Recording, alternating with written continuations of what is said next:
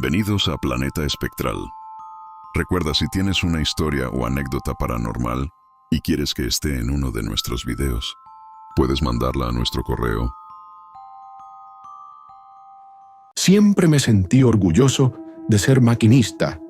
Manejar un tren, esa bestia de acero y fuerza, te hace sentir que tienes el control. Pero hubo un día brillante y soleado, en el que entendí que no siempre somos los que manejamos el rumbo. Era un día como cualquier otro, con una ruta familiar que cruzaba un largo tramo de bosque. El sol atravesaba las copas de los árboles y los rayos creaban sombras danzantes en las vías. Mi ayudante, Jorge, estaba a mi lado, como siempre. Compartíamos la cabina en silencio, solo rompiendo la monotonía con comentarios casuales sobre el clima o los tiempos del recorrido. Llevábamos unos 20 minutos en el bosque cuando noté algo raro. Las vías, que siempre habían sido rectas en ese tramo, parecían inclinarse hacia la derecha. Miré el panel y revisé el mapa de la ruta. Era imposible. Esa curva no debería estar ahí. ¿Eso siempre ha estado ahí?, le pregunté a Jorge, señalando el cambio en las vías. Él frunció el ceño y negó con la cabeza. Number, este tramo es recto. Siempre lo ha sido. Pero ahí estaba, una curva amplia, perfectamente delineada, que nos llevaba fuera de nuestra ruta habitual. Dudé en seguir, pero frenar un tren de carga no es tan sencillo. Además, no había señales de advertencia ni fallos en el sistema. Las vías parecían seguras, aunque no podía explicar su existencia. Debe ser un desvío temporal, dije, más para convencerme a mí mismo que a Jorge. El tren tomó la curva, y algo cambió. No sé cómo describirlo, pero el aire se sentía distinto, más pesado, tal vez. La luz del sol seguía entrando por las ventanas, pero tenía un tono extraño, como si el día estuviera más apagado. Seguimos avanzando. Los árboles parecían más altos, más oscuros, y las sombras eran más densas. Miré por el retrovisor lateral y noté algo que me dejó helado.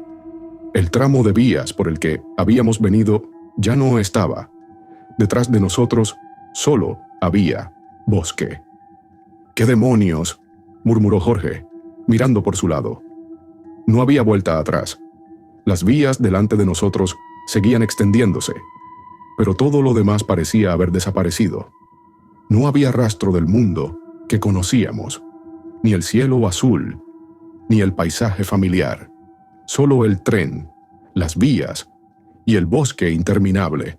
«Esto no tiene sentido», dijo Jorge, con la voz temblorosa. Intenté comunicarme con el centro de control, pero la radio solo emitía estática. El panel de control funcionaba, pero los indicadores no tenían sentido.